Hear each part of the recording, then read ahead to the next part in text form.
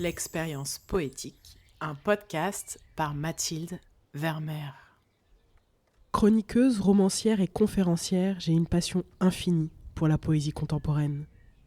Depuis septembre 2021, à travers ce podcast, je vous fais découvrir les plumes qui me touchent, me galvanisent, élargissent mon horizon. Faut-il présenter Guillaume Apollinaire ? Les enfants adorent s'emparer de ses calligrammes malicieux. Les ados pillent ses poèmes amoureux et érotiques. Les artistes s'inspirent de sa fantaisie joyeuse, de son imaginaire fertile, de son talent pour bousculer les codes. Moi, je rencontre le poète grâce au roman génial des sœurs Berest, Gabrielle.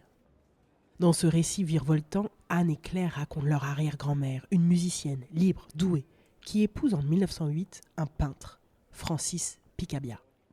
Dans le Paris de la Belle Époque démarre dans ce couple un dialogue artistique intense qui va rejaillir sur tout leur entourage, et notamment sur Marcel Duchamp et Guillaume Apollinaire qui font partie de leurs amis les plus proches. Dans ce livre, Apollinaire est dépeint comme rieur, intelligent, audacieux, passionné, un homme extrêmement vivant, réjouissant, avec qui les soirées devaient être follement amusantes. Apollinaire, qui a eu une courte existence tissée d'aventures rocambolesques, est parti en 1918 de la grippe espagnole. Il laisse une œuvre riche, colorée, qui a traversé les années pour nous parvenir avec une fraîcheur intacte. Une œuvre que je m'amuse à voir bondir dans ma vie, pour une occasion ou une autre. Il y a peu ainsi, j'étais à Paris. Je marchais sur les quais de Seine et dans ma tête, soudain, j'ai entendu comme une rengaine chérie ces quelques vers. Sous le pont Mirabeau coule la Seine. Et nos amours, faut-il qu'ils m'en souviennent ? La joie venait toujours après la peine.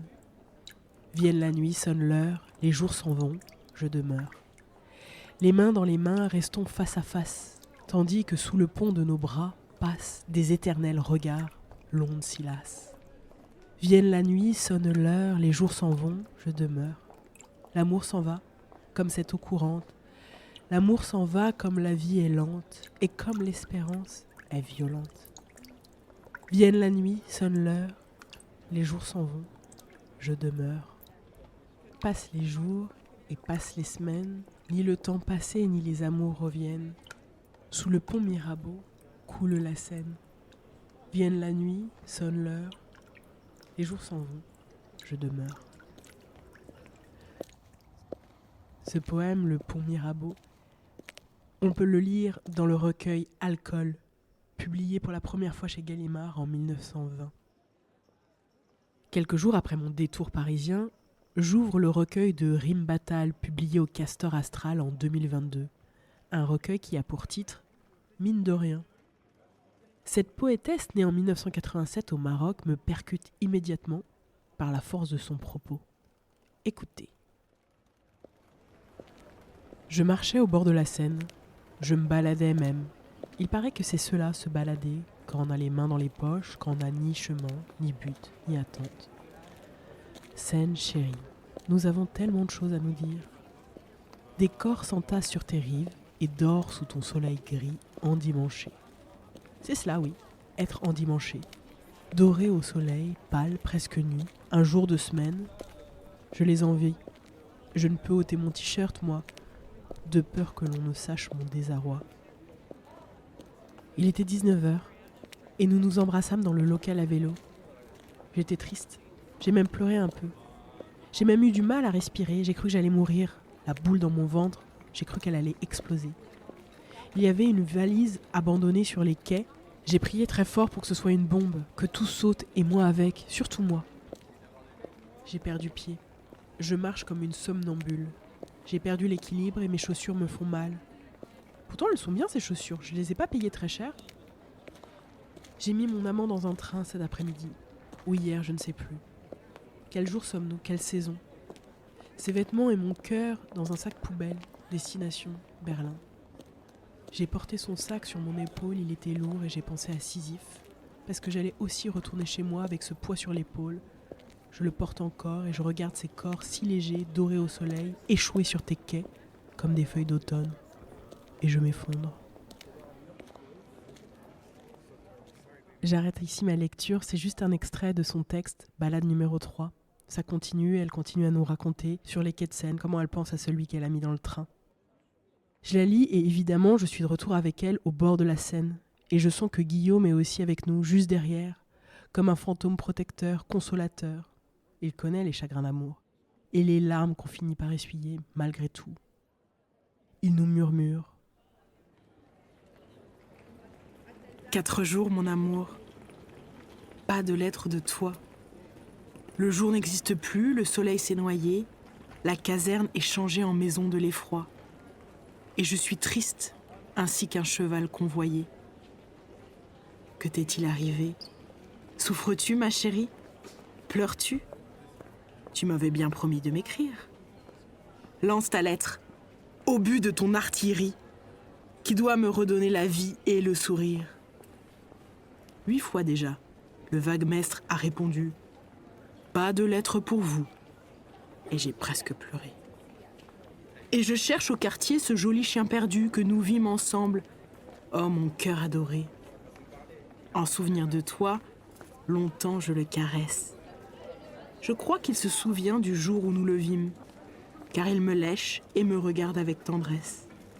Et c'est le seul ami que je connaisse, à Nîmes. Sans nouvelles de toi, je suis désespérée. Que fais-tu ? Je voudrais une lettre demain.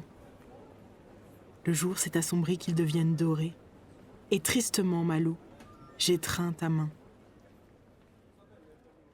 Ce texte, on le retrouve dans un recueil, Les Poèmes à loup, rassemblés et publiés par Gallimard en 1969, bien après leur écriture, bien évidemment. Dans ce petit recueil, d'ailleurs, il y a un autre texte que j'aime beaucoup, qui semble comme un ajout d'Apollinaire, comme quelque chose pour soigner les cœurs brûlés par cette douleur de l'absence. Écoutez. Lorsque 2 nobles cœurs se sont vraiment aimés, leur amour est plus fort que la mort elle-même. Cueillons les souvenirs que nous avons semés, et l'absence après tout n'est rien lorsque l'on s'aime. Mais Rimbatal, en entendant ce texte, s'agace. Quoi ? Pleurer toujours, vivoter dans le culte de la personne absente ? C'est mal la connaître, elle qui manie l'art des pirouettes. Écoutez ce court texte qui a pour titre « Les manières ». Dès que je suis dans mes pensées, mes sourcils se froncent, et je ne pense plus qu'à les défroncer pour ne pas paraître trop au dehors, ce que je ne suis que très peu au plus profond. Je tiens à mon image de légère. Je tiens à ne pas rebondir sur un abîme de trop. Je suis une fille, jusqu'à nouvel ordre. Ce texte me fait rire, ce refus de s'enfermer dans le chagrin stérile, ce refus de se complaire dans le visage de la femme triste. Et dans la foulée, avec ces quelques lignes, détricoter cet enfermement supplémentaire dans l'identité de fille. Texte qui a pour titre « Une fille facile ». Je lappe, je suce, je hume, j'enfonce, j'écarte, j'allonge, je bouge, j'ondule, j'offre. Je prends, je lèche, je respire, je sens, je suinte, je jute. J'échauffe, j'allume, j'effleure, je mouille, j'agenouille, je caresse, je touche, je regarde. Je vois, je frôle, j'écoute, je repose, j'essouffle, j'allaite. Je couine, je tape, je claque, j'accroche, je danse, je souffle. Je soulève, je gifle, je borde, j'allaite. Je chantonne, je vis, j'éjacule, je bruite, j'abonde, je retourne, je convoque, je révoque, je répare. J'attrape, je griffe, je gratte. Je chatouille, je gratouille, je transpire, j'avale.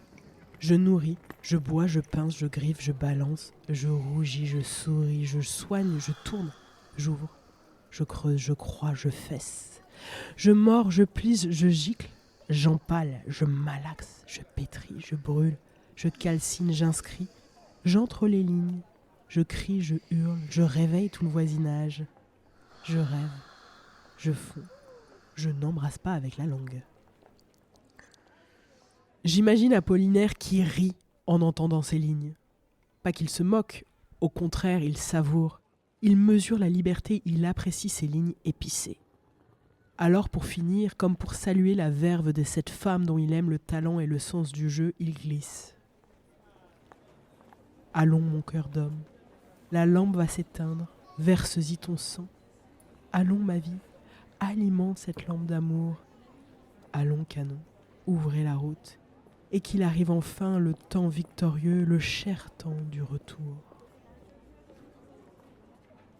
Pourquoi j'ai choisi de boucler cet épisode avec les quelques lignes d'un poète bloqué dans les tranchées, pris dans une guerre impitoyable? Pour cette idée du retour, retour chez soi, retour à soi, dans une vie qui alimente une lampe d'amour.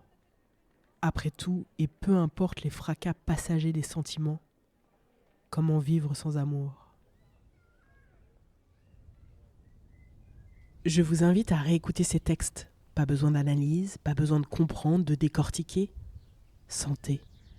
Laissez flotter en vous, osez l'expérience poétique. Si vous avez aimé ce moment, je vous remercie de mettre un commentaire positif sur votre plateforme d'écoute. Sur Spotify et Apple Podcast, vous pouvez aussi le noter 5 étoiles. Cela aide à gagner en visibilité et à atteindre plus de personnes.